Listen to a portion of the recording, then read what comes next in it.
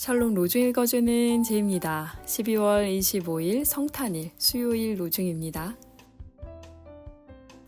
너희를 나의 백성으로 삼고 나는 너희의 하나님이 될 것이다.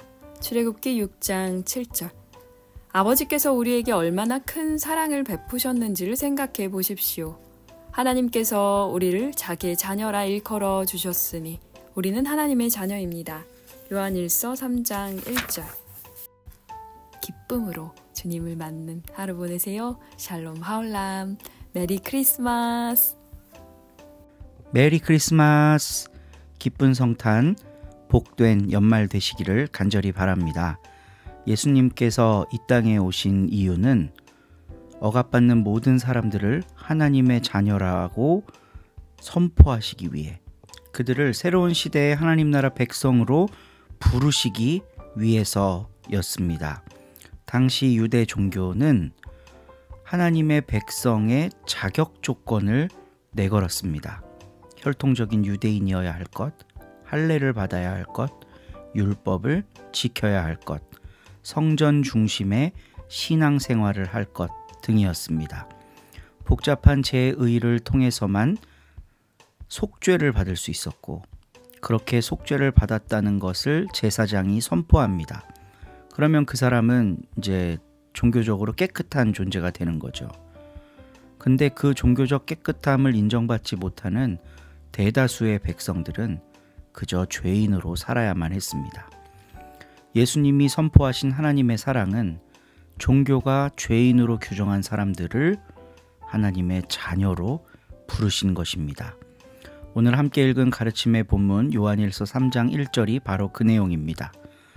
하나님이 우리에게 얼마나 큰 사랑을 베푸셨는지 생각해보자. 하나님은 우리를 자녀라 일컬어 주셨다. 그런 이제 우리는 하나님의 자녀다. 예수님이 이렇게 선포하신 것을 막을 수 있는 그 어떤 종교도 없습니다. 우리가 믿는 복음은 바로 그것입니다. 주님께서 오셔서 몸 바쳐 외치신 우리의 하나님 자녀됨, 이것으로부터 우리를 분리할 수 있는 그 어떤 수단도 없다는 것, 이걸 믿는 게 신앙입니다. 종교 권력과 체제가 규정한 방식으로 교인이냐 아니냐, 세례교인이냐 아니냐, 이런 걸 나누는 게 아니라 그 종교 혹은 그 체제에 의해서 죄인으로 규정된 모든 사람들이 하나님의 자녀되는 놀라운 은혜, 이게 하나님이 이 땅에 주신 선물입니다.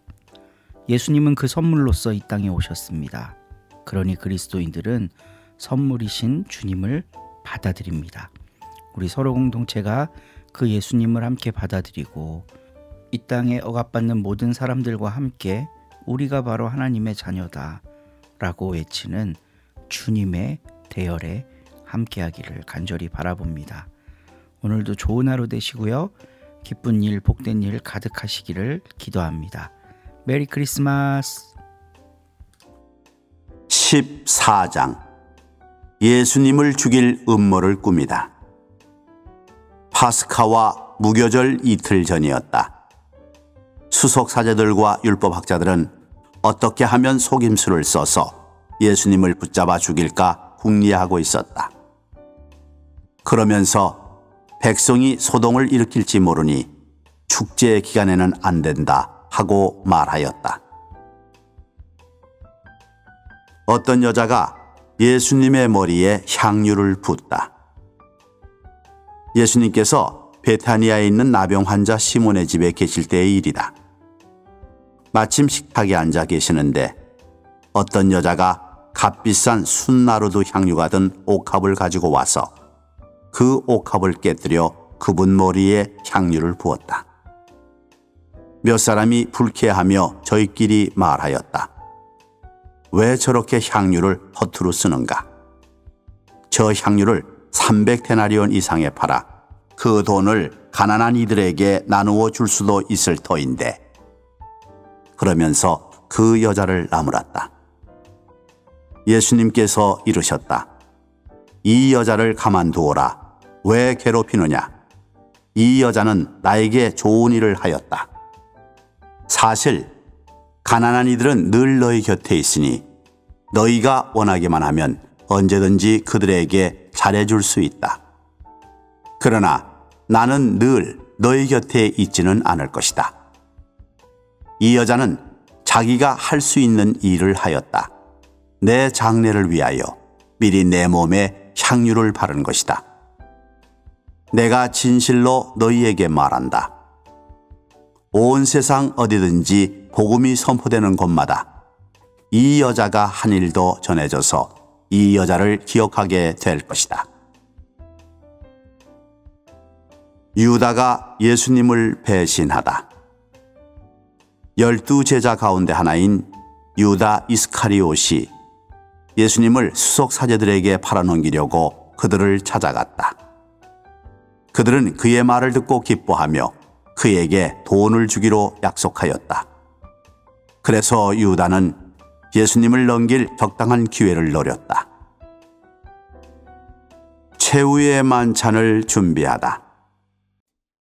무교절 첫날, 곧 파스카 양을 잡는 날에 제자들이 예수님께 스승님께서 잡수실 파스카 음식을 어디에 가서 차리면 좋겠습니까? 하고 물었다.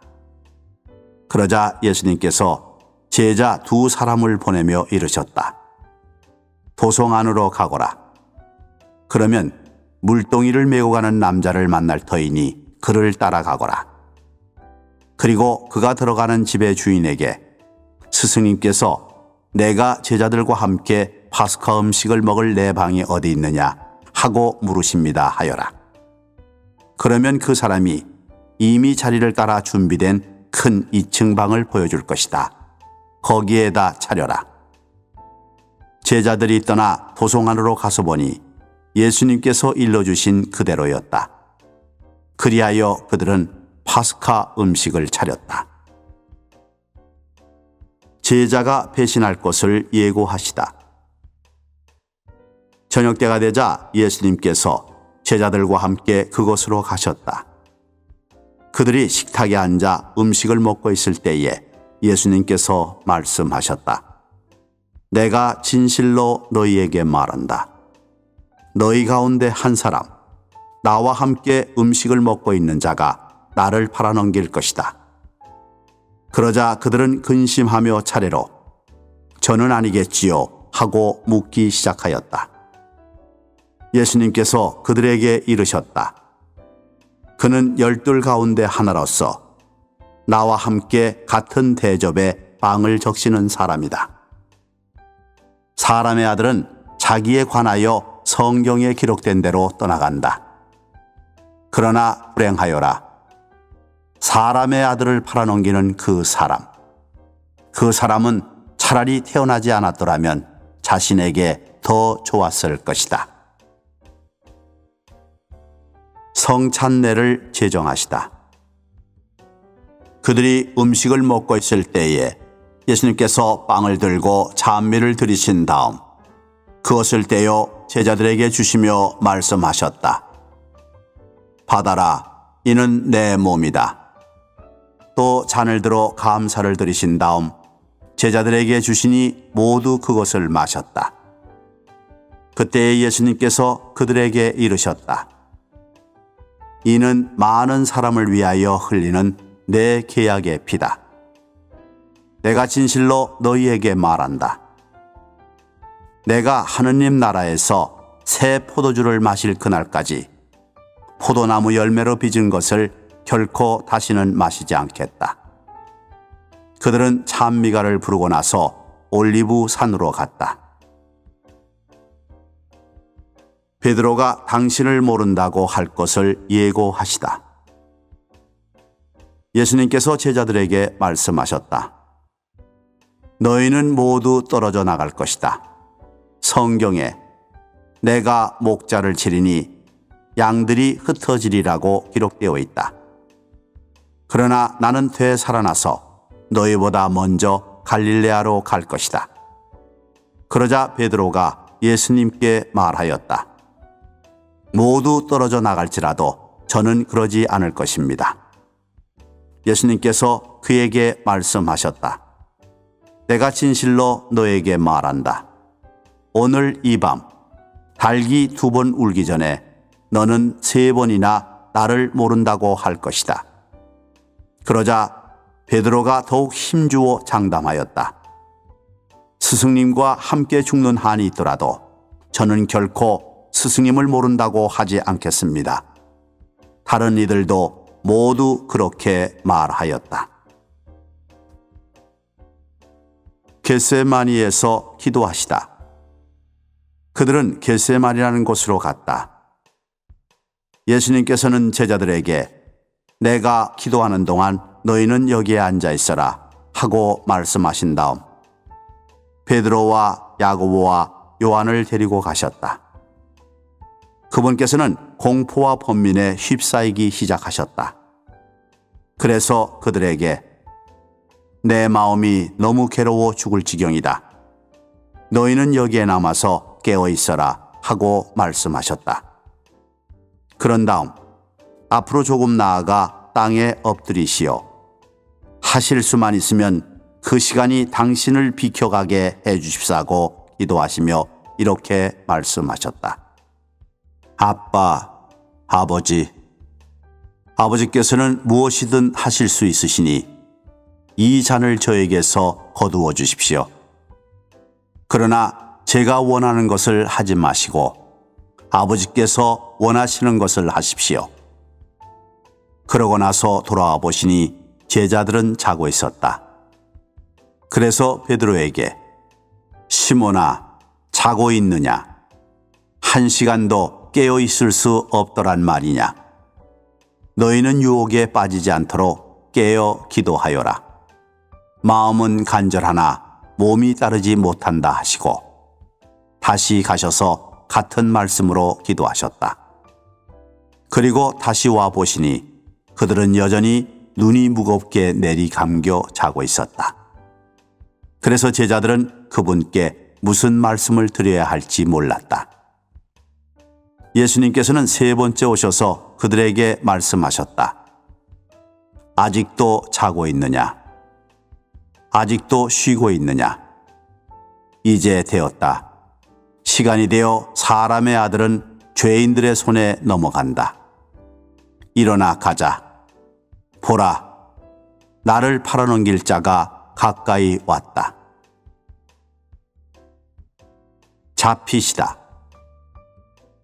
그러자 곧 예수님께서 아직 말씀하고 계실 때에 12제자 가운데 하나인 유다가 다가왔다. 그와 함께 수석 사제들과 율법학자들과 원로들이 보낸 무리도 칼과 몽둥이를 들고 왔다. 그분을 팔아넘길 자는 내가 입 맞추는 이가 바로 그 사람이니 그를 붙잡아 잘 끌고 가시오 하고 그들에게 미리 신호를 일러두었다. 그가 와서는 곧바로 예수님께 다가가 스승님 하고 나서 입을 맞추었다. 그러자 그들이 예수님께 손을 대어 그분을 붙잡았다. 그때 곁에 서 있던 이들 가운데 한 사람이 칼을 빼어 대사제의 종을 내리쳐 그의 귀를 잘라버렸다. 예수님께서 나서시어 그들에게 말씀하셨다. 너희는 강도라도 잡을 듯이 칼과 몽둥이를 들고 나를 잡으러 나왔단 말이냐? 내가 날마다 너희와 함께 성전에 있으면서 가르쳤지만 너희는 나를 붙잡지 않았다. 성경 말씀이 이루어지려고 일이 된 것이다. 제자들은 모두 예수님을 버리고 달아났다. 알몸으로 달아난 젊은이. 어떤 젊은이가 알몸에 아마포만 두른 채 그분을 따라갔다. 사람들이 그를 붙잡자 그는 아마포를 버리고 알몸으로 달아났다. 최고의회에서 신문을 받으시다. 그들은 예수님을 대사제에게 끌고 갔다.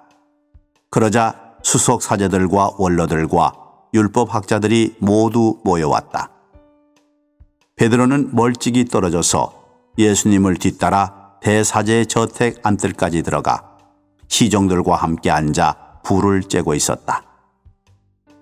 수석 사제들과 온 최고의회는 예수님을 사형에 처하려고 그분에 대한 증언을 찾았으나 찾아내지 못하였다.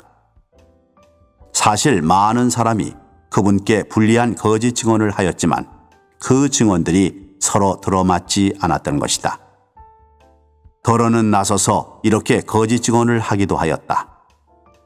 우리는 저자가 나는 사람 손으로 지은 이 성전을 허물고 손으로 짓지 않는 다른 성전을 사흘 안에 세우겠다고 말하는 것을 들은 적이 있습니다. 그러나 그들의 증언도 서로 들어맞지 않았다. 그러자 대사제가 한가운데로 나서서 예수님께 당신은 아무 대답도 하지 않소? 이 자들이 당신에게 불리한 증언을 하는데 어찌된 일이요? 하고 물었다. 그러나 예수님께서는 입을 다무신 채 아무 대답도 하지 않으셨다. 대사제는 다시 당신이 찬양받으실 분의 아들 메시아요? 하고 물었다. 예수님께서 대답하셨다. 그렇다. 너희는 사람의 아들이 전능하신 분의 오른쪽에 앉아 있는 것과 하늘에 구름을 타고 오는 것을 볼 것이다. 그러자 대사제가 자기 옷을 찢고 이렇게 말하였다. 이제 우리에게 무슨 증인이 더 필요합니까?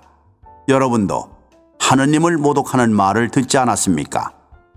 여러분의 생각은 어떻습니까? 그들은 모두 예수님께서 사형을 받아야 마땅하다고 단죄하였다. 예수님을 조롱하다. 어떤 자들은 예수님께 침을 뱉고 그분의 얼굴을 가린 다음 주먹으로 치면서 알아맞혀 보아라 하며 놀려대기 시작하였다. 시종들도 예수님의 뺨을 때렸다. 베드로가 예수님을 모른다고 하다.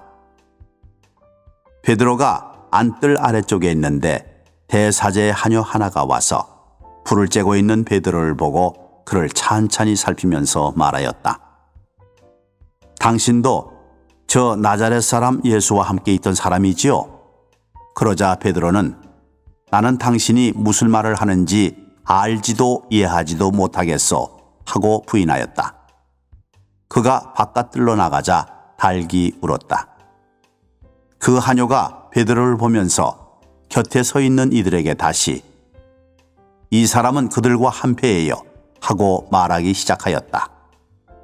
그러나 베드로는 또 부인하였다. 그런데 조금 뒤에 곁에 서 있던 이들이 다시 베드로에게 당신은 갈릴레아 사람이니 그들과 한패임에 틀림없소 하고 말하였다. 베드로는 거짓이면 천벌을 받겠다고 맹세하기 시작하며 나는 당신들이 말하는 그 사람을 알지 못하오 하였다. 그러자 곧 달기 두 번째 울었다. 베드로는 예수님께서 달기 두 번 울기 전에 너는 세 번이나 나를 모른다고 할 것이다 하신 말씀이 생각나서 울기 시작하였다.